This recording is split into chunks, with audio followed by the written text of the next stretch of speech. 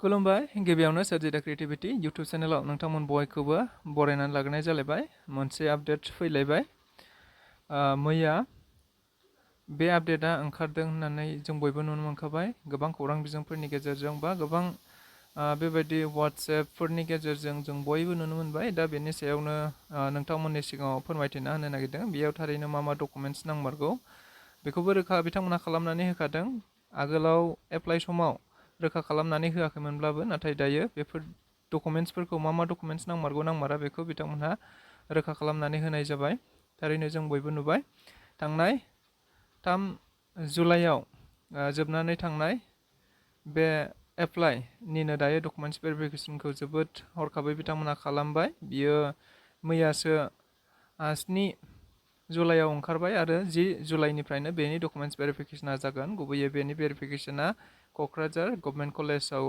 जागोन होननानै जों बयबो नुनो मोनबाय बेनो जाहैबाय क'क्राझार गभर्नमेन्ट कलेज आरो फुंनि 10 रिंगानिफ्राय बे डकुमेन्ट्स भेरिफिकेसना सोलिगोन जिखुनु जाया बियो जाहैबाय रेगुलार टिचार्स पस्ट एलपि आरो इउपिनि थाखाय एलपि एबा एमइनि थाखाय बेयाव मार्क्स वाइज खालामनाय जायाखै आगोलाव जेरैबायदि मार्क्सखौ लानानै डकुमेन्ट्स भेरिफिकेसनाव लेंहरनाय जादोंमोन नाथाय एबारनियाव मार्क्सखौ लानानै बेयाव डकुमेन्ट्स भेरिफिकेसन खालामनाय जायाखै बेयाव मिथिनो मोननाय बायदिब्ला जायफ्रा जेब्ला एप्लाइ खालामदोंमोन बे एप्लाइ खालामनायखौ नोजोर बोनानैनो डकुमेन्ट्स भेरिफिकेसन खालामदों माने जायहा सिगाङाव एप्लाइ खालामदों नाम्बार्स खमबाबो बुरजाबाबो बेनो डकुमेन्ट्स भेरिफिकेसनाव सिगाङाव थांनो मोन्दों बेबायदि सिगांहाय मार्क्सजों लानाय जादोंमोन जायनि मार्क्सआ बांसिन बियो सिगाङाव भेरिफिकेसन खालामनो मोन्दोंमोन नाथाय देग्लायहाय बेबायदि खालामनाय जायाखै जाय सिगां एप्लाइ खालामदों बेनो डकुमेन्ट्स भेरिफिकेसनाव सिगां थांनो मोन्दों एबा मोनसिगोन बियो ओंखारनानै फैबाय दा बेबायदियैनो ओंखारबाय जों बयबो नुनो मोनबाय बेयाव डेट होनाय दं खावसेजों मोनसे साइडजों डेट होनाय दं आरो मोनसेयाव रेजिस्ट्रेसन आइडि एलपिनि थाखाय बियो रेजिस्ट्रेसन आइडि इउपिनि थाखाय रेजिस्ट्रेसन आइडि बोथ एन्ड एलपि एन्ड इउपि बेबायदि माखासे अपसन दंमोन जेराव केन्डिडेटआ एलपिल'बो थोंजोङै एप्लाइ खालामनो मोनो इउपिल'बो थोंजोङै एप्लाइ खालामनो मोनो आरो जायफ्रा एलपि इउपि बिथांमोन दङ एबा टेट पास जाखानाय बिथांमोनहा मोननैखौबो एप्लाइ खालामनो हानायनि अपसना उनाव फैदोंमोन बा अपसन फैदोंमोन दा बेबायदियैनो गोबाङा सिंगेलैनो एप्लाइ खालामदों आरो गोबाङा बोथ एप्लाइ खालामदों जों बयबो नुनो मोन्दों दा बेबायदियैनो रेजिस्ट्रेसन नाम्बाराबो बेबायदिनो सिरियालैनो फैयो जायफ्रा फार्स्टआव एप्लाइ खालामदों बिसोरनि रल नाम्बारानो बा बिसोरनि रेजिस्ट्रेसन आइडियानो सिगाङाव थायो जों नुनो मोनबाय दायो जेरैहाय बेयाव 10 जुलाइ खालि दङ एलपिआव रेजिस्ट्रेसन आइडि देट मिन्स रल नाम्बार होननांसिगोन बेखौ रल नाम्बार 1 निफ्राय लानानै रल नाम्बार बेयाव मा होनदों 2310 बेसिमहालागै बे सानसेयावनो सोलिगोन नैबियो सानसेयावनो सोलिगोन माने 1 निफ्राय लानानै 2310 बियो सानसेयावनो सोलिगोन एलपिनि थाखाय प्लास इउपिनि थाखाय जायफ्रा सिंगल एलपि इउपि बिथांमोनहा इउपिनि थाखायबो 2300सिम बेयाव सोलिगोन सानसेयावनो आरो गुबुन फारसेजों जायफ्रा एलपि इउपि बोथ एप्लाइ खालामदोंमोन बिथांमोनहा 1 निफ्राय लानानै 3800सिम बेयाव सानसेयावनो सोलिगोन देट मिन्स बियो गिबि सानखालि अदेबानि मा होनो 10 जुलाइ खालिनो बियो सोलिगोन जों बयबो नुनो मोनबाय बेबायदिनो सिरियालि जालांबाय थागोन जायनि रल नाम्बारा बबे मोनसेयाव गोग्लैयो नोंथांमोनहा रल नाम्बार माने बेयाव रेजिस्ट्रेसन नाम्बारखौनो रल नाम्बार होननानै बुंनाय जादों मानोना जायफ्रा गिबियाव एप्लाइ खालामदों बेनो रल नाम्बार बा बेनो रेजिस्ट्रेसन नाम्बार जायो बा बेनो एप्लिकेसन नाम्बार होनबाबो जायो जियानो जा जायफोरना जे डेट खालि गोलैदों बिथांमोनहा नायनानै थांबानो जाबाय जिखुनु भेरिफिकेसना सोलिगोन 10 निफ्राय लानानै गासै नैबेयाव BTRनि आरो BTRनि बायजोआव थानाय केन्डिडेटफोर गासै 19 तारिखसिम देट मिन्स 19 जुलाइसिमहालागै बे भेरिफिकेसना सोलिगोन मिथिनो मोननाय बायदिब्ला BTRनि गाहाय मावफुं सोद्रोमा प्रमद बर'आ आथिखालाव गोबां खौरां बिजोंफोरनि गेजेरजों बा गोबां मेल मिटिंफ्राव बुंबाय थानाय बायदिब्ला जुलाइ मासनि गेजेरावनो बिथांमोनहा एपइन्टमेन्टखौ होगोन होननानै बुंबाय थादों थिग बेबायदियैनो गोबां जोबोद हाखु दाखु बिथांमोना हयथ'बा खालामदों आरो बेनि गेजेरावनो गोबांथार भुल गोरोन्थिफ्रा जालांदों। बेबायदिनो एप्लाइ खालामनाय समावबो गोबांथार हयथ' भुलफ्रा जालांदों एप्लिकेशन फर्माव, जेराव गोबांथार कारेक्सन खालामबाय थानानै बिथांमोनहा फर्मखौ आपडेट खालामबाय थादों होननानै जों बयबो मिथिगौ, नुनो मोननाय जादों। बे जिखियानो जाया मानो जायफ्रा एप्लाइ खालामनायाव जेखि गोरोन्थि जादों, भुल जादों, बेफोरखौ सिन्था खालामनांगौ गैया। मानोना एप भेरिफिकेसनाव बेफोर गासिबो थिग जाखाजोबगोन आरो बेफोरखौ थिग खालामनो थाखाय बिथांमोना गुबैयैनो माखासे फर्मफोरखौबो बेयाव होनानै होखादों, जाय फर्मफोरखौ जोङो फिलआप खालामनानै लांनांगोन। जाय फर्मखौ फिलआप खालामनानै लांनायखौ बिथांमोनहा जायफ्रा भेरिफाइं अफिसार, बे भेरिफाइ खालामग्रा अफिसारफ्रा भेरिफाइ खालामनानै जोंनि लिरनानै लांनाया नंगौना नङा बेखौ बिथांमोनहा नायफामगोन। बेफोरखौ नायोब्ला थारैनो अनलाइन खालामनाया फर्मा जायाखिसै नामा बायदिबो नुलायलाङो, खारन अनलाइननि खोथायानो गैला बेयाव।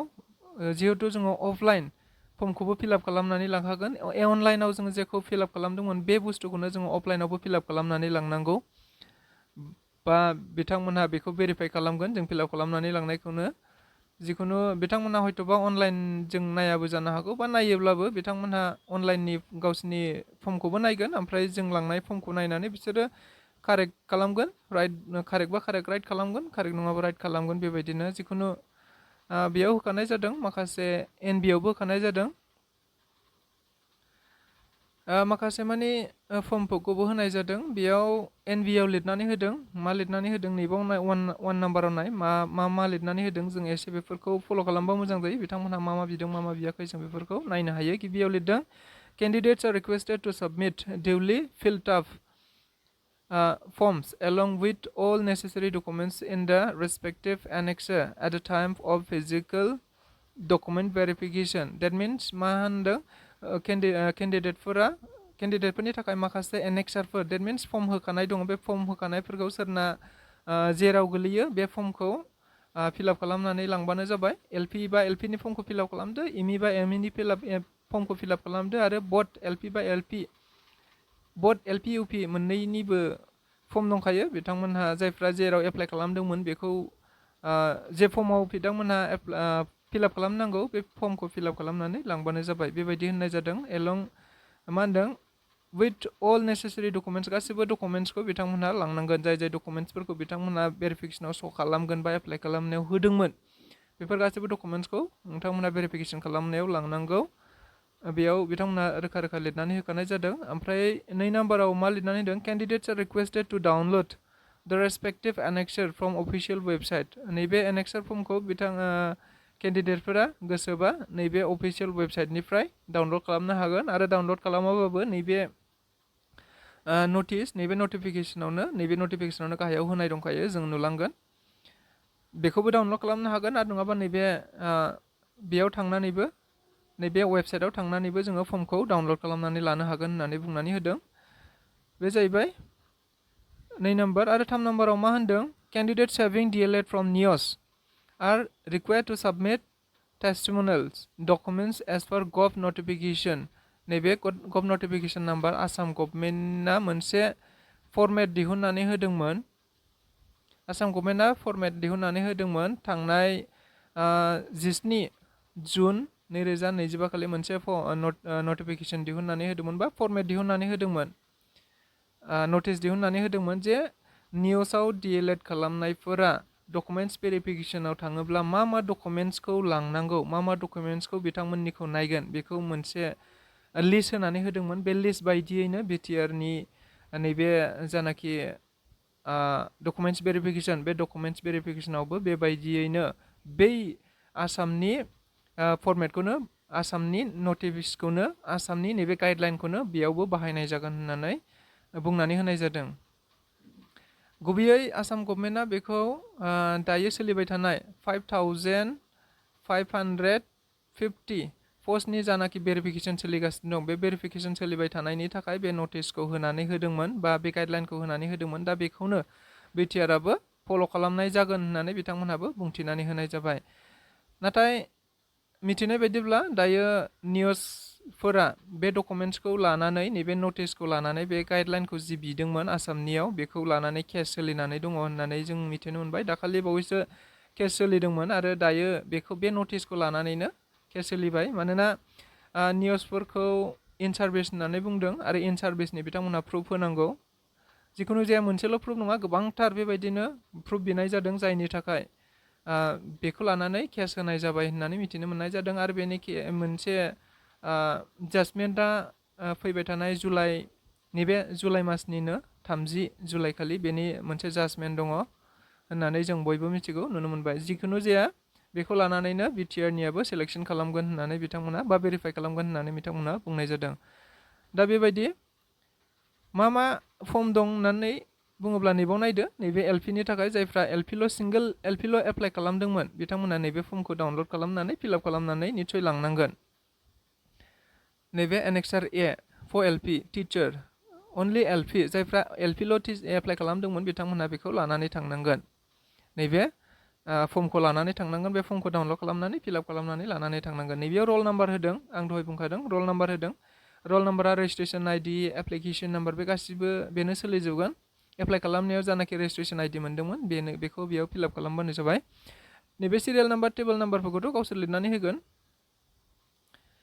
बेखौ गावसोर लिरनानै होगोन टेबोल नाम्बार बेफोरखौ गावसोर लिरना होगोन निस्सय जोङो भेरिफाइ खालामनो थांनायनि सिगां जोङो मोनसे टेबोलाव हाबग्रोनांगौ जानो हागौ जाय नैबे फर्मखौ नायगोन आरो बे फर्मखौ नायनानै बिथांमोनहा टेबोल नाम्बार ओमफ्राय सिरियाल नाम्बारखौ निस्सय बिथांमोनहा लिरनानै हरगोन बिथांमोन लिरनानै हरनाय लोगो लोगो जों बबे टेबोलाव लिरनानै हरदों बे टेबोलाव निस्सय जोङो थांनानै गावबागाव डकुमेन्ट्सखौ भेरिफाइ खालामहैनांगोन जियानो जा बे डकुमेन्ट्सखौ फिलआप खालामनानै निस्सय जोङो लांनांगोन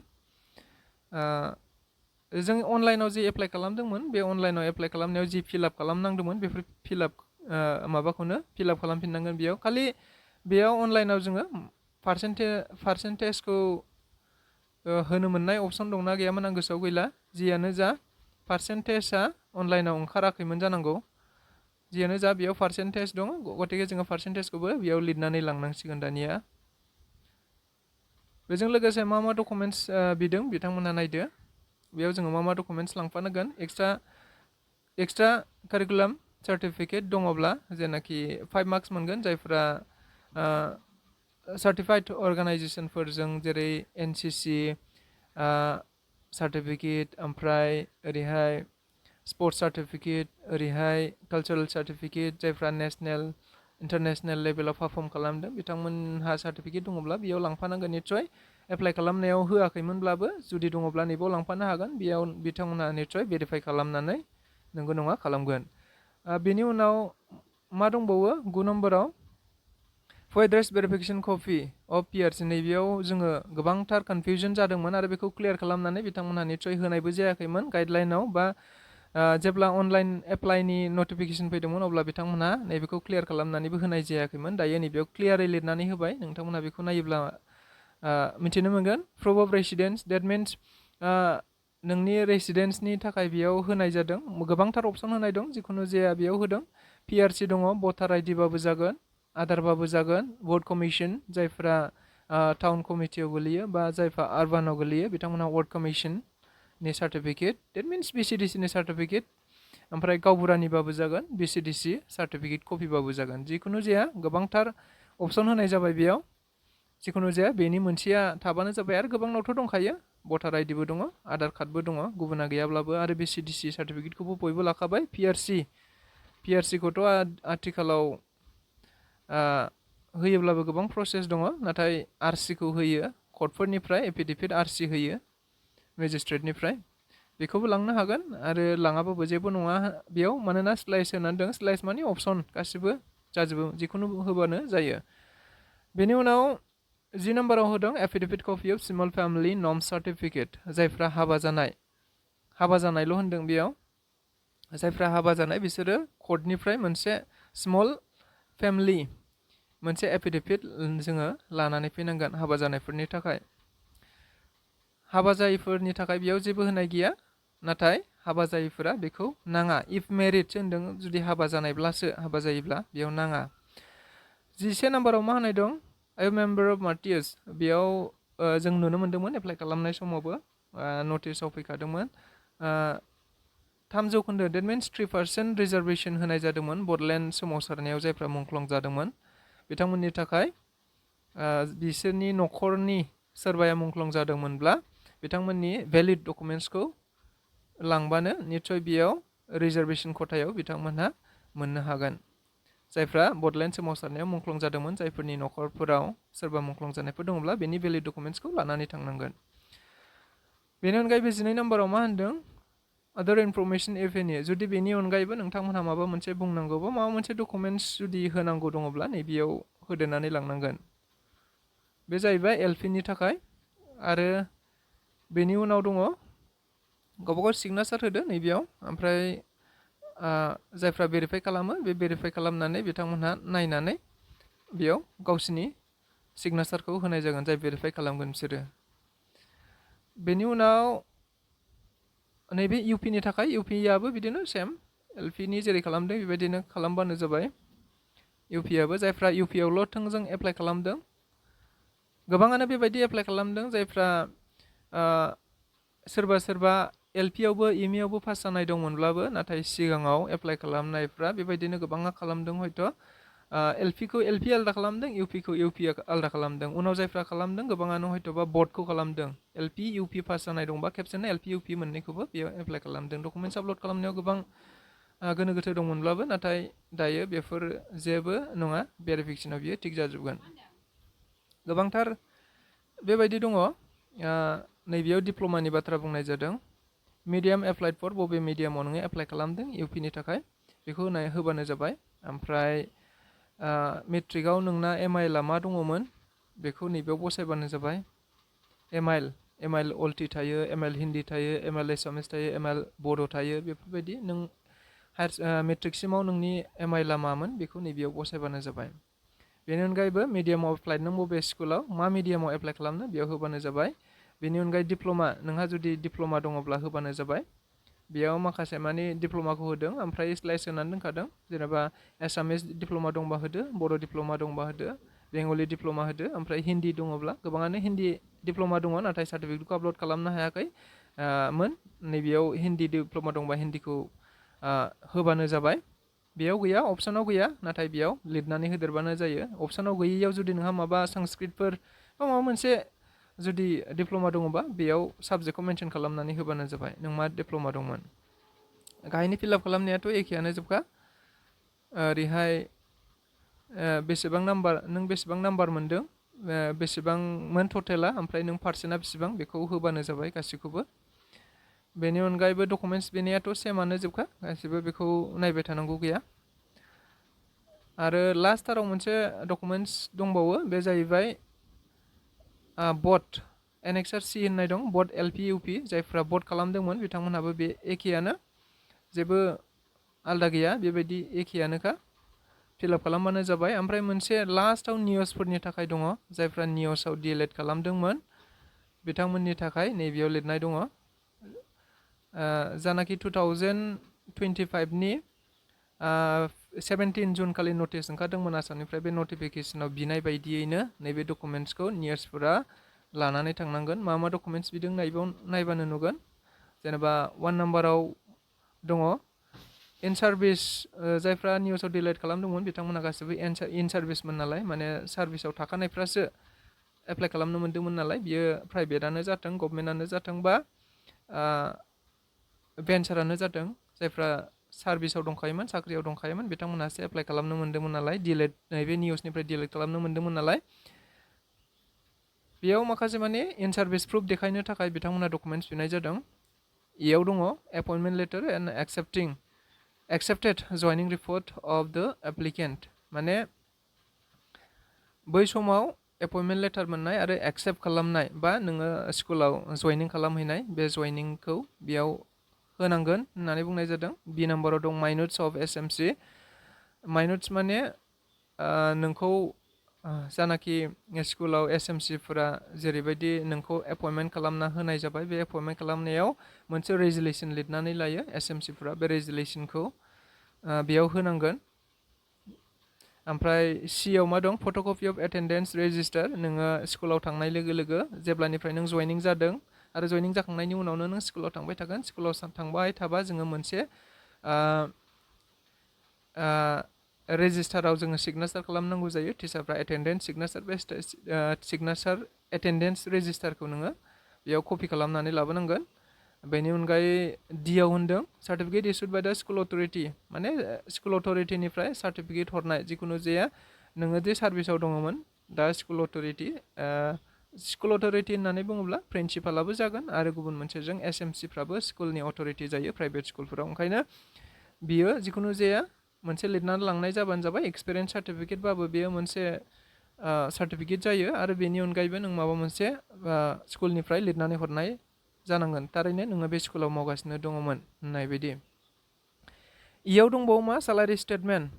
सालारि स्टेटमेन्टआ गोबाङानो गैयाबो जानो हागौ दङबो जानो हागौ, नाथाय प्राइभेट स्कुल हिसाबै गोबाङानो अफलाइन बा केस थाखा होनाय जायो, सेलारिखौ होनाय जायोमोन आरो केस होयोब्लाबो नाथायबा स्कुलाव मोनसे बबे मासाव सोरनो बेसेबां हरदों हराखै बे मास गासैखौबो निस्सय खेरानिफ्रा क्लार्कफोरा बेखौ लिरनानै दोनो बा प्रिन्सिपालफ्रा जायफ्रा दायथ' लायो बेखौ निस्सय लिरनानै लानाय जायो। मान्थलि सोरनो बेसेबां हरनाय जाखो, बबे मासाव लांखो लाङाखै बेफोर गासैखौबो लिरनानै दोननाय जायो। बेखौ स्टेटमेन्टखौ लानानै फैबानो जाबाय आरो जायफ्रा अनलाइन बा जायफ्रा बेंकआव हाबो बिथांमोनाथ' स्टेटमेन्ट दिहुनबानो जाबाय, जेबो सिन्था गैया। आरो बेयाव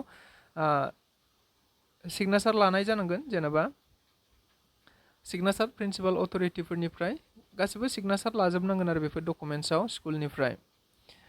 इ नाम्बाराव मा दं इउडाइस। गोबाङानो इउडाइस दङ गैया आरो नियसखौ जेब्ला एप्लाइ खालामदोंमोन बै समाव नियस एप्लाइ खालामनाय समाव सोरनाबा डाइस कड दङमोन सोरनाबा डाइस कड गैयामोन आरो एप्लाइ खालामनाय समावबो बेबायदि अपसनबो दंखायोमोन डाइस कड दंबा डाइस कड हो आरो डाइस कड गैयाब्ला मा खालामनांगौ डाइस कड गैयाबाबो एप्लाइ खालामनो हागोन होननानै अपसन होनाय दंखायोमोन नियस एप्लाइ खालामनाय समावनो।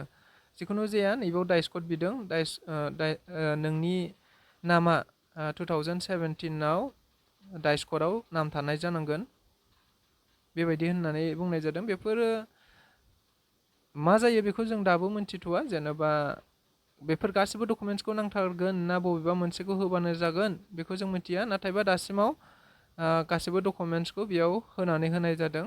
बेखौ जों दायो मिन्थिथ'वा मा जागोन मा जाया। बे गासिबो जाहैबाय 1 नाम्बारनि इन सार्भिस प्रुफ दिन्थिनो थाखाय बेखौ बिनाय जादों।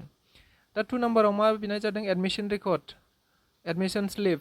जेनेबा डिएलएड खालामनाय समाव नियसआव डिएलएड खालामनाय समाव नोंहा एडमिसन खालामनायनि नोंहा मा रेकर्ड दं, जेनेबा एडमिसन खालामनायनि एडमिसन रेजिस्ट्रेसन स्लिप थायो, एडमिसन कनफार्मेसन स्लिप थायो, एडमिसन जेनेबा मा होनो पेमेन्ट रिसिप्ट थायो, हल टिकेट थायो, बेनि उनाव ओरैहाय आइ कार्ड थायो, आइ कार्डफोरखौ मोन्दों। जिखुनु जाया नोङो बेफोर गासैखौबो दङब्ला दिन्थिदो आरो गैयाब्ला जिखुनु जाया माबा मोनसे रेकर्डआथ' एडमिसन रेकर्डआथ' नोंनाव थाखागोन, जिखुनु जाया दिन्थिबानो जाबाय जेखौ हायो बेखौ। बेनि अनगायै 3 नाम्बार दङ। 3 नाम्बारा जेनेबा डिलेट खालामनायनि नोंनि मार्कशिट सार्टिफिकेट बेखौ नोङो दिन्थिनांगोन। नैबेयाव होनाय दङमोन कमप्लिटेड बिफर 1 एप्रिल 2019। 1 एप्रिल 2019 होनाय दङ, बियो 1 एप्रिल 2019 हालागै डिएलएडआनो कमप्लिट जाखायाखै, रिजाल्टआनो ओंखारखायाखै बे समाव। नाथाय बियो हयतोबा प्रिन्टिं मिस्टेकफोर माबा मोनसे मिस्टेक जादों जानो हागौ, बेबायदि बेथ' जेबो नङा। जेनेबा बियो डिएलएडआनो 22 मेआवसो 22 मे 2019आवसो डिएलएडनि रिजाल्ट ओंखारखादों। जिखुनु जाया बे जेबो प्रब्लेम जानाय नङा आं सानो।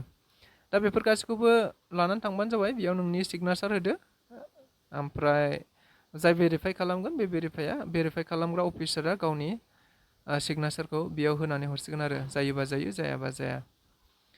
बा नैबेयाव अपसन दंखायो, बिसोरनि थाखाय अपसन दंखायो, नों बे डकुमेन्ट्सखौ दङबा दङ इएस होगोन बिसोरो, गैयाबा गैया नो होगोन आरो।